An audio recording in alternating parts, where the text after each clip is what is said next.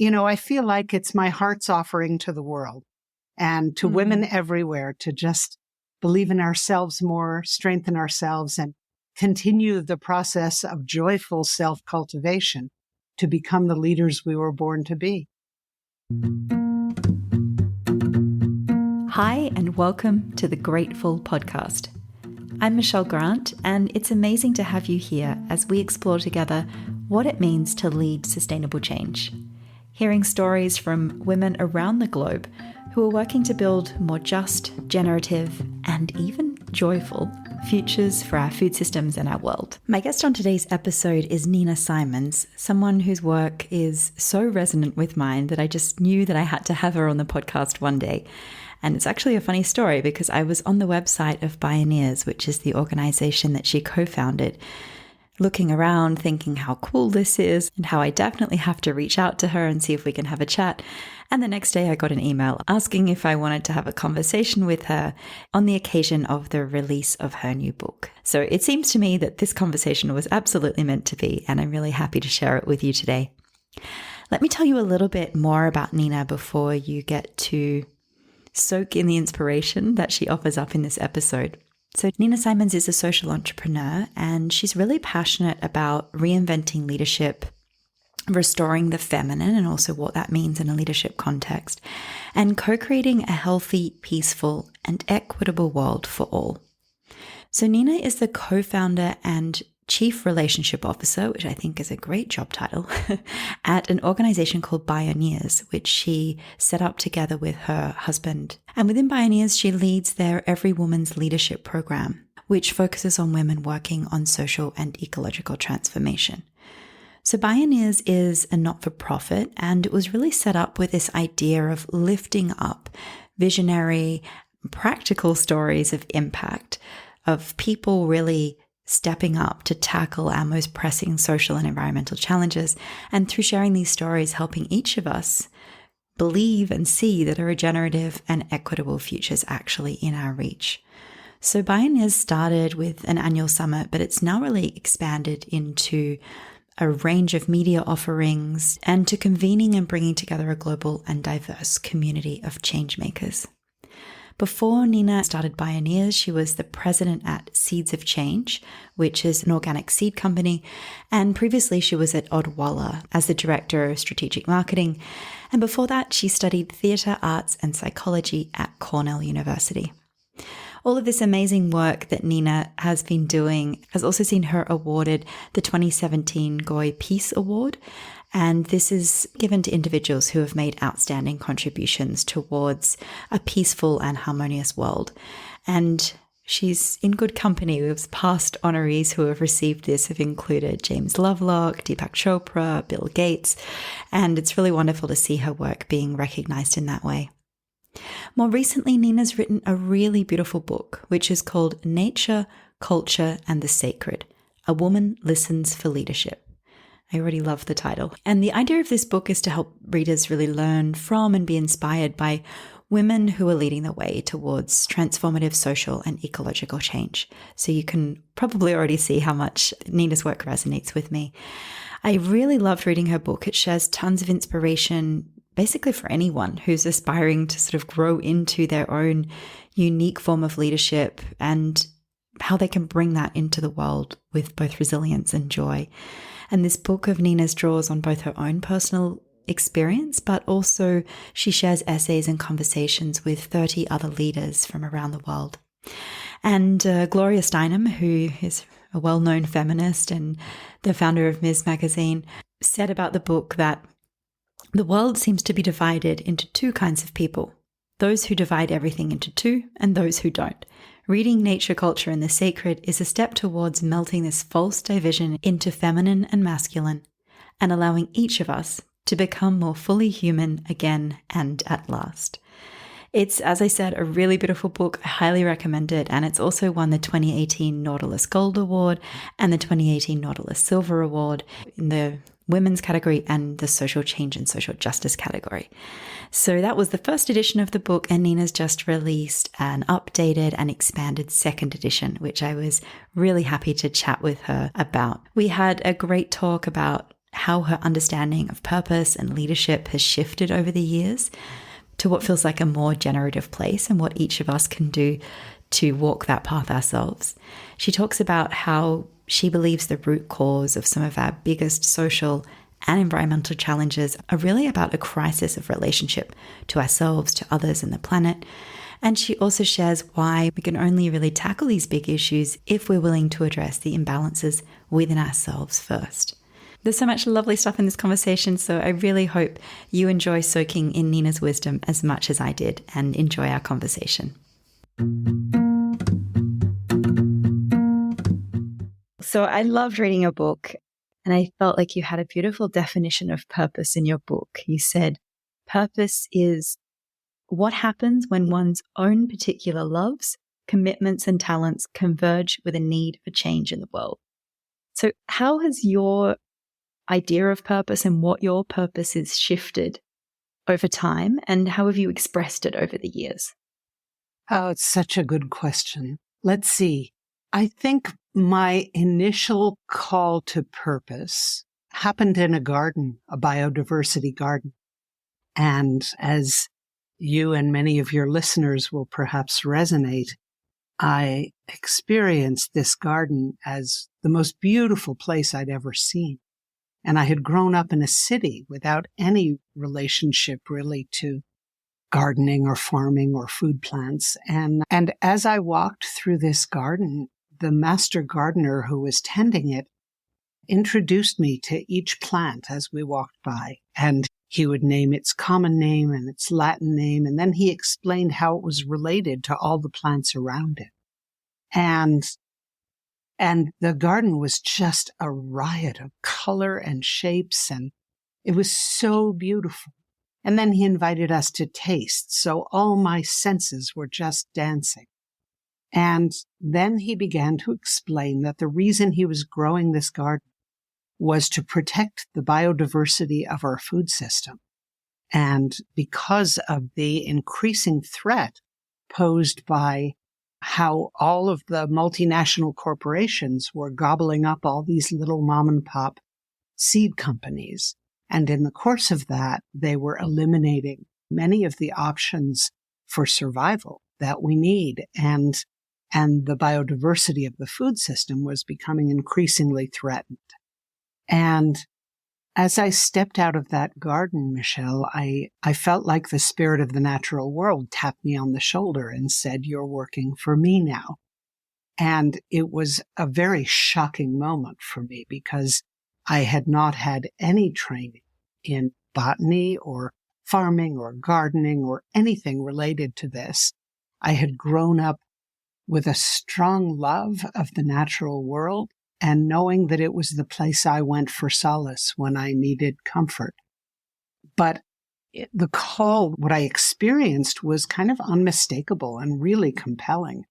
And so I went back and I quit my job at the Chamber Music Festival where I'd been working and went to work for an entrepreneurial startup called Seeds of Change. And for the next 5 years, I was embarked on the steepest learning curve of my life. And so I don't know how other people perceive calls to purpose. Part of what happened for me was that after 5 years of serving Seeds of Change, which I love, and always felt like I was in a spiritual apprenticeship to the fertility of life itself. And how could anything be more important? So I felt tireless in my service to that. And then there came a time where somebody turned me on to a film called The Burning Times, which everyone can find online. It's available to see for free, and it's a little dated.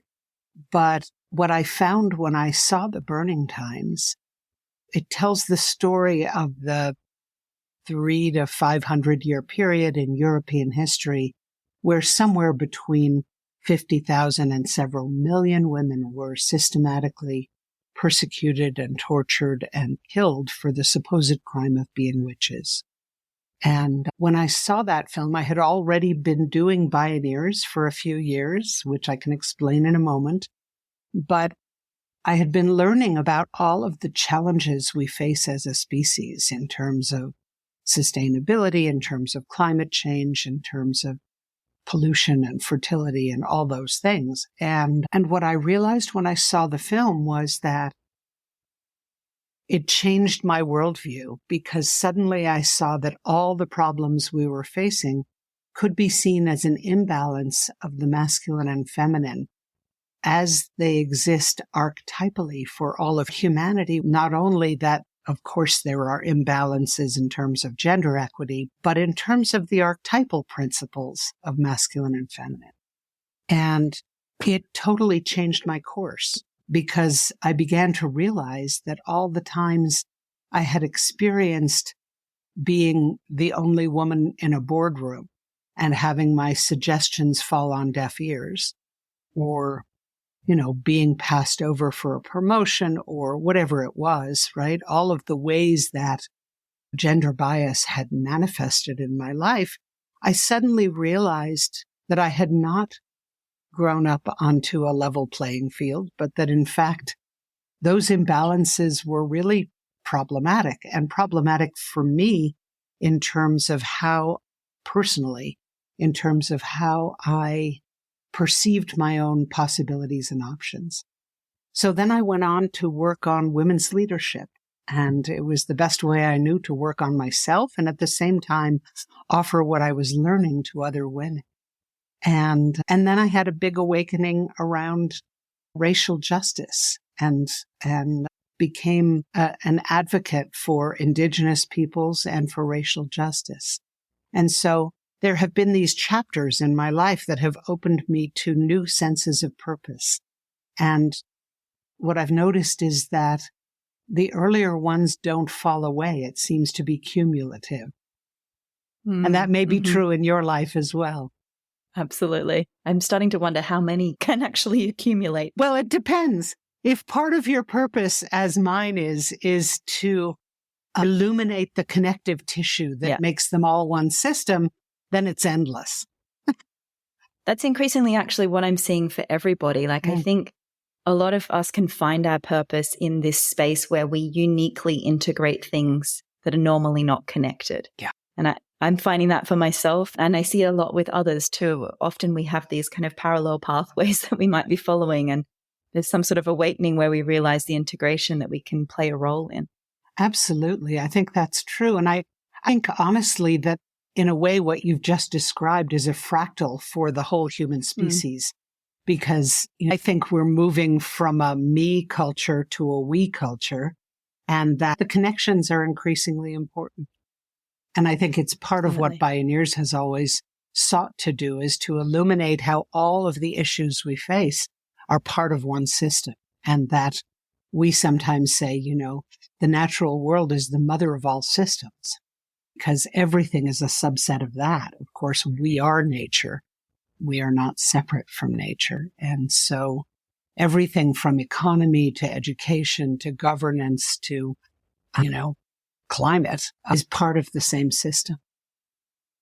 Something that resonated a lot in your book is something that is very present for me at the moment and drives a lot of my work. You mentioned that to heal the imbalances in the world, I believe we must first unearth and address those mirrored within ourselves. How was coming to realize this for you? Was this a process? Was there a moment? And what very concretely has that rebalancing looked like for you? Well, I think that it was initiated through seeing that film, The Burning Times. And at that time, I recall that it was like a giant light bulb went off over my head, and I realized, oh my goodness, I have been living largely through my masculine side. I was working within the company of Seeds of Change. I had been invited to become president, which I did, and was working like a wild woman. But I think, like many of us in business environments, we follow the only role model we've ever seen, which is a masculine one, right? So at that time, I remember thinking, wow, I need to live more from my feminine side. And I remember friends saying to me, are you kidding me, Nina? You're so feminine. And all I could say to them was, I may appear that way to you, but in my inner world, I'm really very masculinized. And so I began to explore what that meant. And it became very useful to me to refer to the Carl Jung perception that the feminine is internal and the masculine is external. And so I began noticing with greater attention how my inner world didn't match my outer world.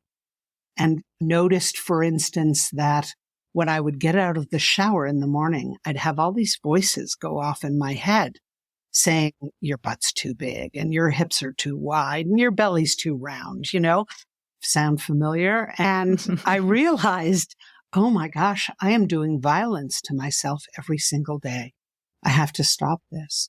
And so I created a ritual, which I did to help me fall in love with my body. And I realized that all of the ways that I had self-limiting beliefs and self-judging beliefs were all products of a culture that I adopted without consciously choosing. And so there has been a great peeling away, and it continues to this day. It's a very long process. I feel like at the last Bioneers conference, I peeled away a layer that said, I have to have written all my talks before I give. And with encouragement from allies, I gave a couple of introductions that I wasn't reading. And it was so freeing. And it helped me believe more in my own quality of presence and in what wants to come through me. And so I think it's a lifelong process, honestly, because our cultures put so much on us that are not necessarily true to our inner being. You just shared that you created a ritual for yourself. Would you feel comfortable to share what that is? Absolutely. I love that creating rituals can be really simple. And what I did in that instance was I found a body oil that I liked, and I chose essential oils that gave me particular pleasure. And I created a special Nina mix of essential oils and body oil.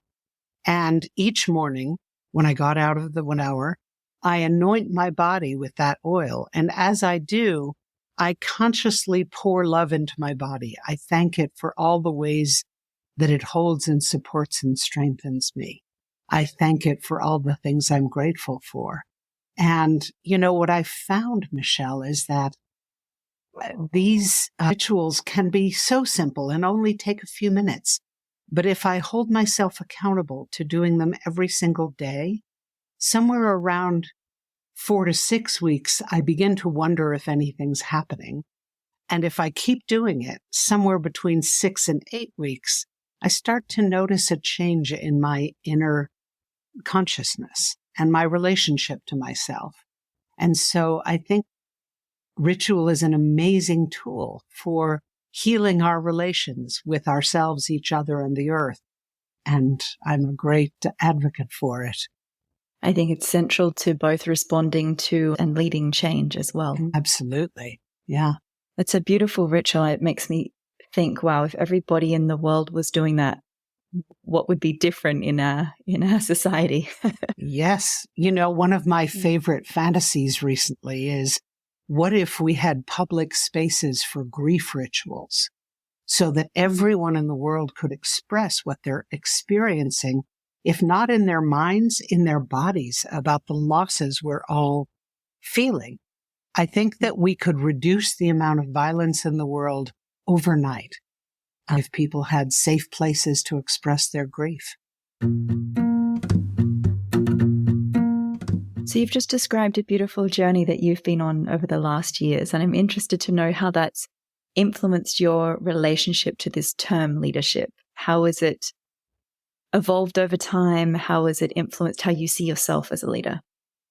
Well, in a way, it parallels what I was saying about my purpose and my own discoveries around that, and the process that I sometimes refer to as decolonizing my mind and heart.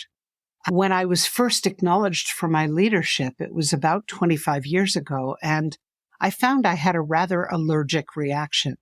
I didn't like it at all. I knew I was supposed to be flattered, but in fact, I felt like I hadn't earned it. I felt like I didn't want that title, and I felt like it painted a target on my back. And so that started a whole exploration for me about why would I feel that way if what the earth is calling us to do now is for each of us to be leaders, each in our own right, each in our own way and style. We have to change this definition of leadership. So I began looking, because Bioneers is a forum that features leaders from all walks of life, I had an amazing opportunity to research. And I have had access to thousands of leaders over the years.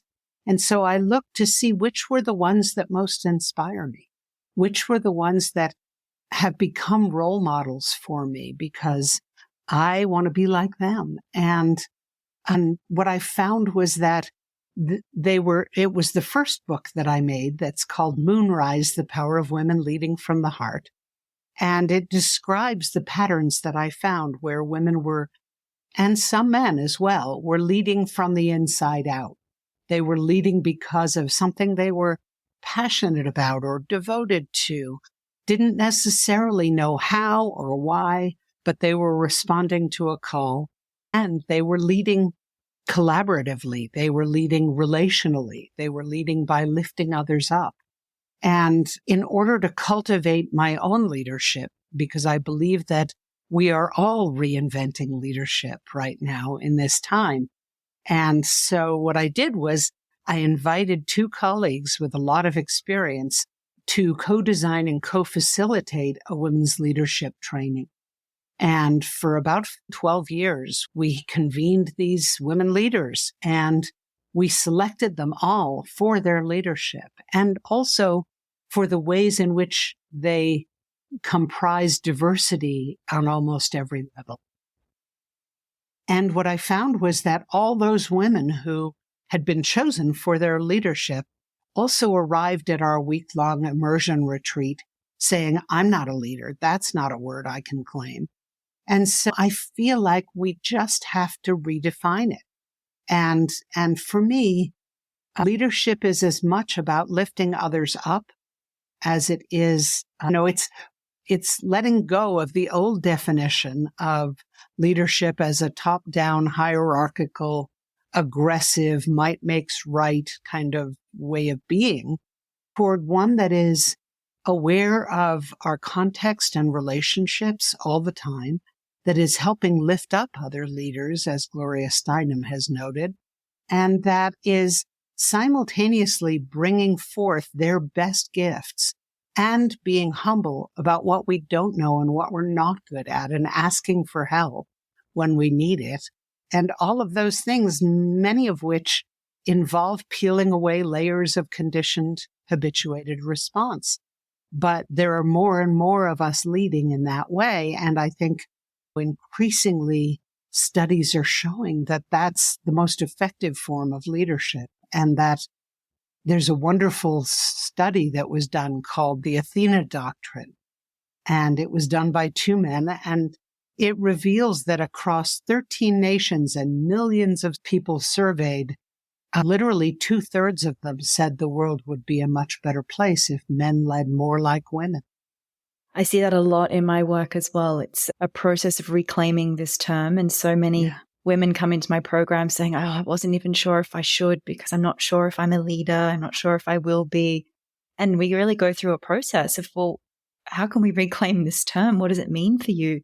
How can you define it for yourself? What are the qualities you want to bring forth, regardless of what this old models tell us is the way to lead? So that's, definitely something I've seen too. Exactly. And I'm just in the process of designing a course that I'll be offering online in August on sacred activism. And really part of what I've become even more aware of as we're designing the course is parenting is one of the most extraordinary forms of leadership anyone can do, right? And what about art making? And there are all these categories that have been previously excluded from belonging in the leadership field. And actually, I think there are as many forms of leadership as we are humans on the planet. Yeah, I couldn't agree more. I think the faster we can get rid of this myth of the heroic leader, this individual who's gifted with a certain set of skills and is out there at the front alone, the more we can dissolve that and see the diversity that we need, the more people are going to be welcomed and empowered to step into what they can offer. Exactly. I love the biomimicry analog of the way geese fly and to migrate is that when the lead goose gets tired, another goose comes forward to take its place. And if one of the geese gets sick, two others fall back in order to care for it. I mean, that's the kind of communal care that we need to be espousing. That's something I've been thinking about a lot recently. I was interested to hear your perspective on it. There's a lot of burnout in the social and environmental spaces for various reasons. And so often the focus has been on self-care and the role it plays, which is of course important, but we also need these systems of care. And I'm just wondering, through your own journey, how have you learned to navigate this, to kind of marry the personal well-being with the collective well-being that you're trying to work towards? It's a great question. And I think, especially as women, we grow up with a kind of polarity that serving others is good and caring for ourselves is bad. And it's a polarity that I have been seeking to reunite for decades. And I can't honestly say that I've made it. I'm still in the process. But, so much of our culture has emphasized quantity over quality and productivity over rest. And in many ways, what's been helpful to me is to recognize that this body is an instrument of my purpose. And not only my body, but actually my psyche as well. And that if I am going to serve my love of life, of mother life, as I often call her, as well as I possibly can, I need to be rested to do it. I need to be well cared for. I need to be well resourced. And honestly, I think, again, it's very closely related for me to how I value myself. And again, the habituated tendency is to self-judge and self-limit and make myself wrong. And I think it's a lot of what I've learned through a practice of relational mindfulness is to accept that what comes through me is the divine life that I serve, the sacredness of life that I serve. So the more that I can embrace myself as part of that sacredness that is all of life, the more that I can hold myself accountable for self-care. The other thing that I would say, Michelle, that feels important is that rest and stillness and receptivity are the feminine, and that the feminine flourishes in those conditions. So how can we, if we're all in this rebalancing process, to help the masculine and feminine really be in harmony with each other within ourselves, we have to give ourselves permission for that quality of self-care and not see it as a selfish act, but see it as an act of purposeful self-cultivation in service to the world we love. And as a right as a human being to just be cared for and nourished. Yes, exactly. Yeah, it's true. So I've actually structured these questions starting with the self, and now I wanted to move on to social and then wrap up with systems. So looking at these three levels, which I see reflected in your work as well. So on the social side of the work that you're trying to do, we're obviously living in times of increasing polarization, and some people are talking about this being a cultural problem rather than a political problem. And I guess it's particularly present in your context in the United States at the moment.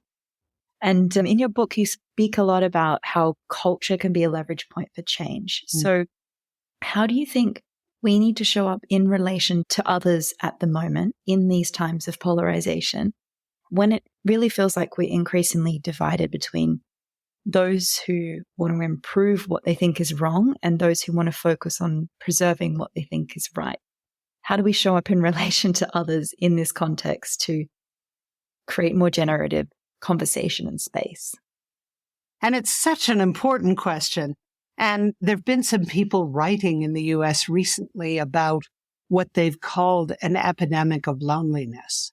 And I suspect that that phenomena, because of our collective emergence from a several-year pandemic, is true all over the world. And when I read that, I thought, well, of course, because we have a crisis of relationship. No one in our education system is teaching us how to cultivate healthy relationships and how to relate to each other in ways that foster connection rather than separation. So I think the short answer would be we show up with curiosity. We show up with openness.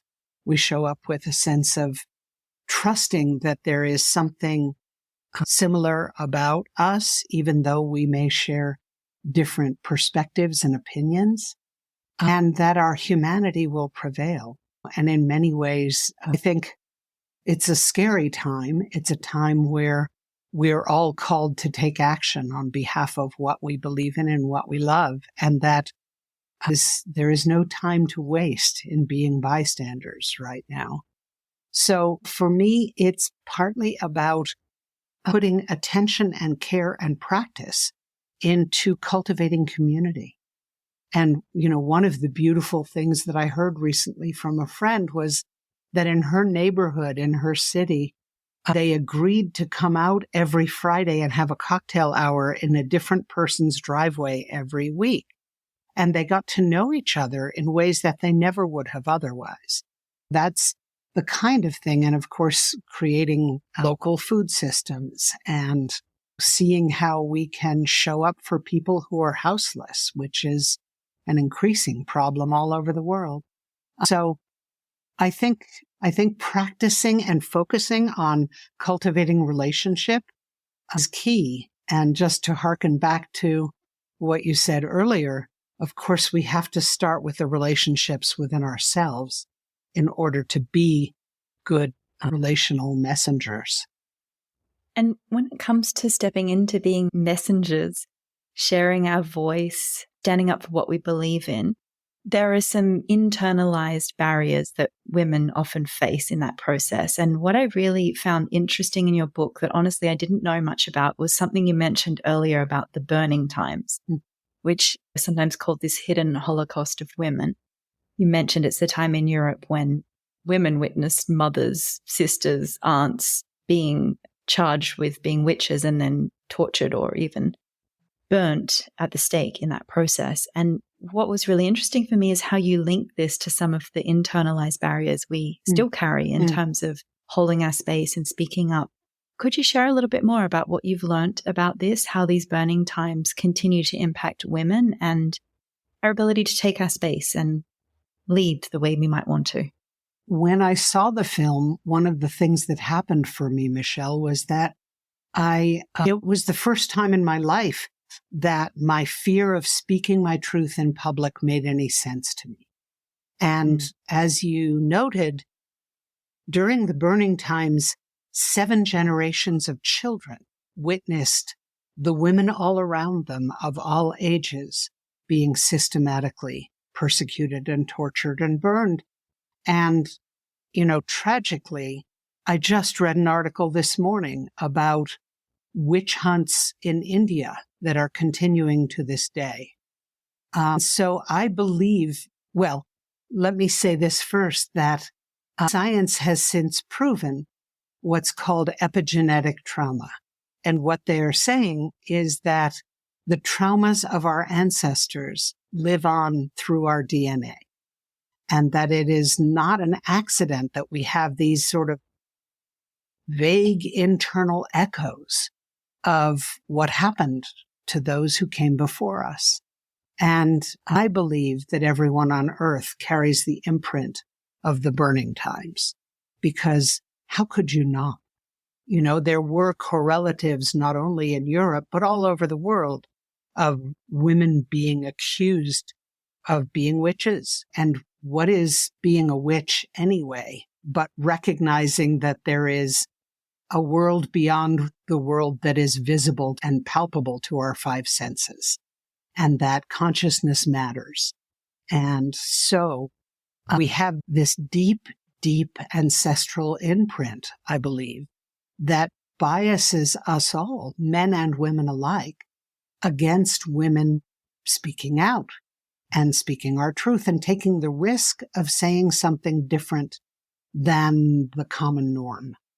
And how ironic, because here we are at a moment where our voices are more badly needed than ever, where the women working on food systems and climate justice are having the greatest effects and, accomplishing the most, and also in corporate America and in governance. So we're at this clash of paradigms, which I really appreciate you asking me about. Thank you. Thank you. I mean, I was just so glad you wove that into your book because it was eye-opening for me and it's something I definitely want to dig further into. And like with you, it was that moment of awareness. Oh, that makes everything make a lot of sense. Yeah. And, when I realized that literally 2% of the philanthropic money going to support climate justice and food systems, 2% of it is going to women-led initiatives. That's crazy. And so here we are, and we need to be advocating for each other and for the truth of what is. And I think it's a delicate process because part of the residue of patriarchal cultures for hundreds and hundreds of years is the zero-sum game. So the tendency is for men to think, well, if you're advocating for women, that means you're against men. No, it doesn't mean that at all. We need men. We love men. Not at all. We need equity and we need balance as a species. And, I am such a strong proponent of men looking at their own internal imbalances because we need that too in order to transform the culture. Absolutely. And how liberating for men when they would be given permission to hold space for their feminine attributes and values as well, because we all need that balance. You've mentioned the word a few times. It's also really important in my work too. So I was wondering what role community plays in creating change from your perspective and also from your experience with Bioneers. Well, it's essential on every level. It's like the Margaret Mead quote, never doubt what a small group of committed people can do. I just think the way we have to go forward is in community, and none of us has all the answers. None of us has all the skill sets. Exactly as you were saying, Michelle, the sooner we could retire the heroic model of leadership, the better. But it's in community that we have our best capacity. And it's in the diversity of that community, the diversity not only ethnically, but also in age, also in introvert, extrovert, also in thinking talents and patterns and ways of perceiving. We are diverse in so many ways. And, I think one of the things that's working well in our organization now at Bioneers, an organization that I have helped cultivate for 34 years, amazingly, is that there is such a diversity of ways of perceiving and approaching challenges and ways of planning and implementing. And, a mentor of mine once said, the worst challenge that leaders tend to face is thinking that people who think like them are smart and people who don't think like them are not. And actually, I've really come to embrace that notion because I'm working with people who are so different than I am, and I've come to respect and value those differences, to cherish them actually so much. You just started to speak about your work with Bioneers, which I'd like to get into now. It's the name of your organization, but it's also a group of people. So who are Bioneers? Oh, well, Bioneers is a name that my husband and partner coined to describe people who are working with nature to heal nature. So it's short for biological pioneers. And the community of Bioneers is as diverse as people are. It's a community that has a sense of indigeneity at its heart. Indigeneity being the notion that we're all indigenous to Mother Earth. And some of us may feel more distant from our roots in connection to the earth and a place, whereas others may feel that as a more present thing, but we are all indigenous to earth and Mother Life. And it's a community that embraces principles of belonging. I often think of Bioneers as being sort of like a mirror ball. So people come into Bioneers through one particular interest. It might be food systems, it might be transforming the health system, or governance, or economy, or leadership. But once they're within the mirror ball, they see how all the facets of the mirror ball are connected. And so one of the things I dearly love about Bioneers is it creates an environment where everyone's gifts can be valued. Everyone can experience a sense of belonging.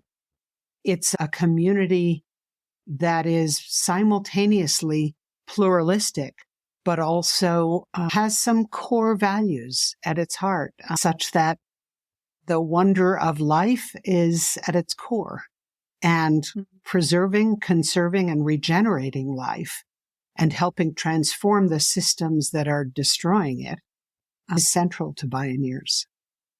And also central to Bioneers is the annual conference that you run. And I heard you speak about when you started this 35 years ago, you and your partner had actually never really been to a conventional conference. So you had this gift of a beginner's mind with setting it up. So what would you say are some of the important elements of this event that have made it the success that it's been over so many years and that make it different to other conferences or gatherings?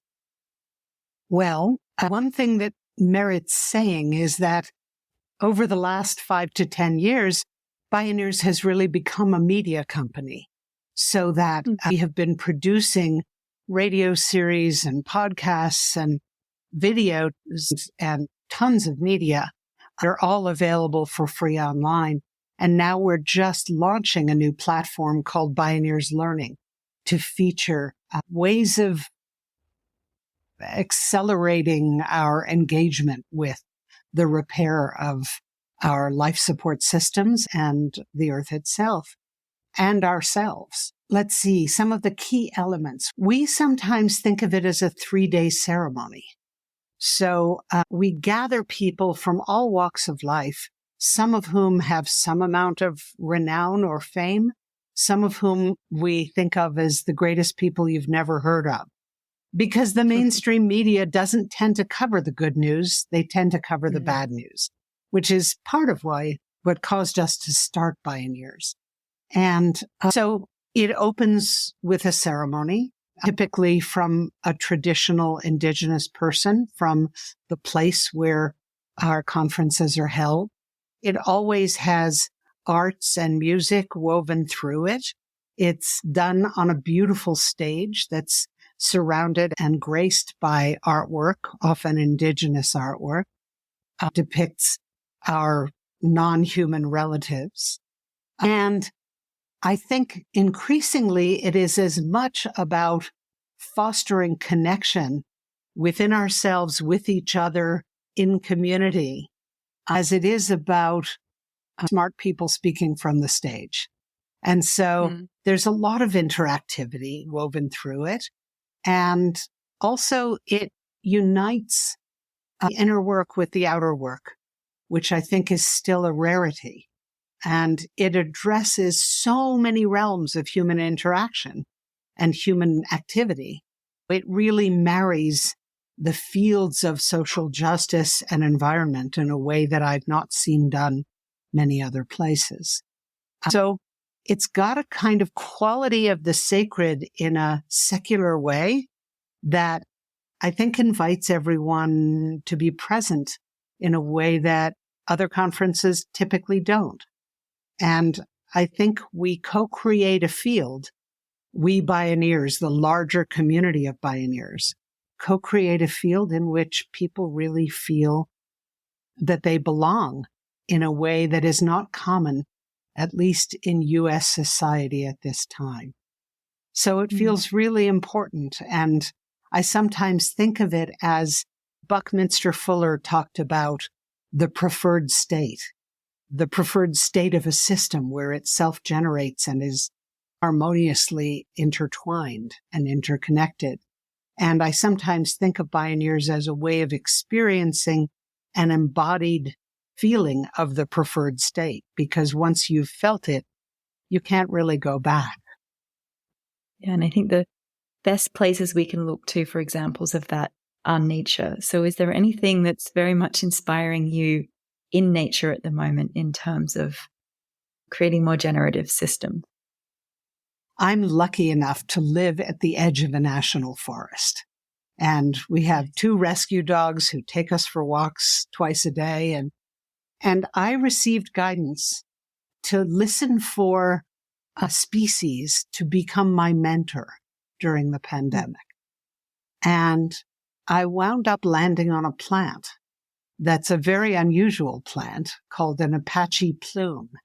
And you can look it up. It's a very beautiful plant sometimes, and less so at other seasons. But it's the one plant in our region that, no matter the fact that we're in a 100-year drought, it continues to proliferate on our landscape. And it has very unusual seed heads that look sort of like Cyndi Lauper's hair. They're pink and fluffy. It's really a wild-looking thing. And I had this beautiful experience of witnessing this plant up close and personal over the course of a year, all seasons. And I feel like I've been learning lessons from it about ways in which it looks perhaps scary to birds to land on, because it sort of looks like it's all thorny, when in fact all of its little branches are much more flexible than you would imagine. Its seed heads are so light and fluffy that they move across the landscape really readily, especially given that there's a lot of wind here. And so I'll often see like a whole line of baby Apache plumes next to a parent Apache plume. And it looks to me like community. It's a community of baby Apache plumes all holding each other's hands and strengthening each other to be able to make it in this wild world, and all kinds of other ways. It's a beautiful process to see nature as our mentor, 4 billion years of evolution under her belt, and knowing how to adapt to all kinds of changes. Consider listening for a species to be your mentor and try it, because there is so much to learn if we can get still enough and quiet enough to listen for the lessons. The podcast is called The Grateful. What does living a great and full life mean for you? I love this question, because living a great life is a no-brainer. Who doesn't want to live a great life? But living a full life is challenging for me. And I was thinking this morning that I don't really know whether I was born this way or whether it was culturally ingrained in me. But I have an appetite that is larger than my stomach. And so I have a great tendency to take on more than I can do and to have a to-do list that's way too long. And I think the longer I live, the more I see that tendency all around me and realize it's probably not just this instrument, but many, many, many of us. So for me, living a great, full life means titrating the fullness to what matches my capacity and serving what I love in ways that regenerate my life force at the same time as they regenerate the world's. Oh, that's so beautiful. Yeah, I love that. I find both those words are super interesting, how people respond to them, both the great and the full part. It always sparks a very interesting response. So as we wrap up, is there anything that you would like to talk about or share that I haven't asked you about? I would suggest that folks check out Bioneers.org because it's a wealth of resources. And really, no matter what your interest is, you will find inspiration there and role models. And honestly, I think Bioneers is a very beautiful resource and one that you are likely to find resonance with, especially since you resonate with Michelle's beautiful work. And we are so aligned. It's true. And in the food systems realm, we have a brilliant elder who has been navigating that course for many decades. And so we're producing beautiful stuff about regenerative food systems and permaculture and everything else. So I think I would just offer a big invitation. And actually, there's one URL that I should offer because if you go to Bioneers.org/NCS book, you can download a free copy of the introduction to the book. The reason I made a second edition of this book and the thing that I love most about this book is that it weaves together my learning over the course of several decades about myself, but also the learning that I received from co-facilitating women's leadership trainings. And so the discussion guides I'm finding people really resonate with because you can read the book and it's short chapters, and then it gives you wonderful exercises to do either yourself or in a circle. And so, I feel like it's my heart's offering to the world and to women everywhere to just believe in ourselves more, strengthen ourselves, and continue the process of joyful self-cultivation to become the leaders we were born to be. Beautiful. Yeah. Thank you. Thank you. I'll put all of that in the show notes. I saw you have a wonderful course on permaculture coming up that might be of interest to some people here. Oh, great. It's coming right up. So that would be super. Thank you. And Michelle, thank you for your beautiful work. Really. I'm excited to meet you and really hoping our paths connect again. Yeah, I hope so too. Nina, it was such a pleasure. I really admire your work so much. I loved your book and it was just so nice to find so much resonance. So I'm really honored that we could have this time together. So thank you. Oh, my pleasure, Michelle. Thanks so much for listening to today's episode of the Grateful Podcast. It's been wonderful to have you here, and if our conversation has left you thinking it would be great to have some support on your leadership journey to create sustainable change, then I just wanted to let you know that applications are now open for the next round of the Be the Change program. Be the Change is a 4-month leadership and group coaching program where women from around the world come together to explore what it means to lead sustainable change from the inside out. If you'd love to learn more about this, then head to www.thegrateful.com/be-the-change. And I'll pop that link in the show notes for you so you can easily find out more if you're interested. And you can always reach out to me directly via podcast@thegrateful.com if you want to learn more about the program or if you have a guest or a topic that you would love us to explore here. Thanks for listening today and see you next time.